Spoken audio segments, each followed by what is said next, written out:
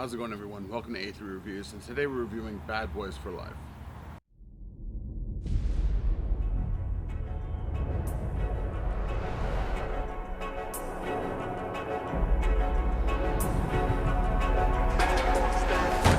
Hey! Oh, shit. Oh. Come on, man. You can get that buffed out. No, you can get that buffed out. Remember, knock and talk. Yeah. Knock, knock.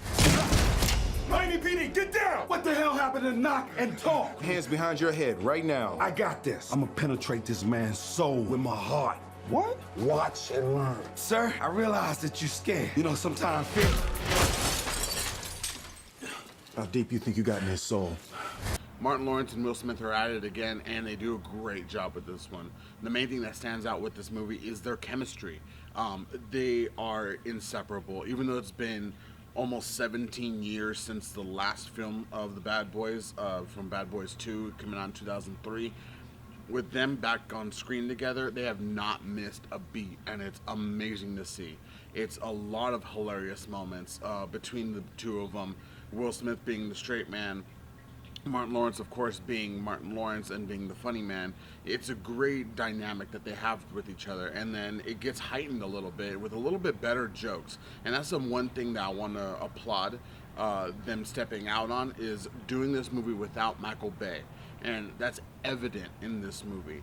It's shot with the style of Michael Bay, not so much so where it's blatant like, oh, it still looks like Michael Bay directed this film.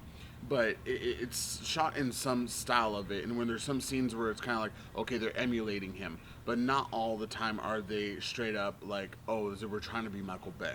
The two directors in this film brought a great perspective of action to this film, and it's very exciting to see, and you can actually see everything that's happening. You're not lost with quick cuts or quick pans or anything like that. You understand where what's happening, the layout of the land, and where the enemies are. And instead of it being quick cuts and you're just trying to keep up with the cutting, this one, everything's laid out for you, and it's awesome to see. And they really capture the action really, really well.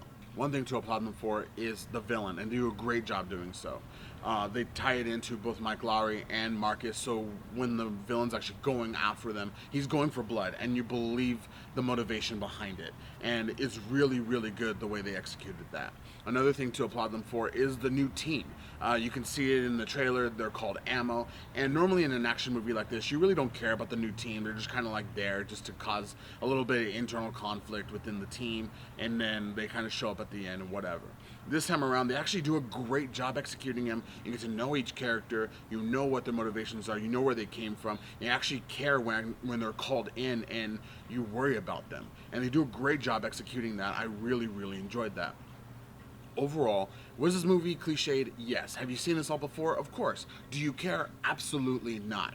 Put it this way, I'm not much of a fan of the first two Bad Boys. I mean, they're fun. I really like Martin Lawrence and Will Smith's dynamic. I don't really care for the movies. This time around, I really, really like both the movie and their charisma, and it's a great combination of the two. I really hope that they come out with a sequel. Could definitely go check out Bad Boys for Life, and I'll see you next time.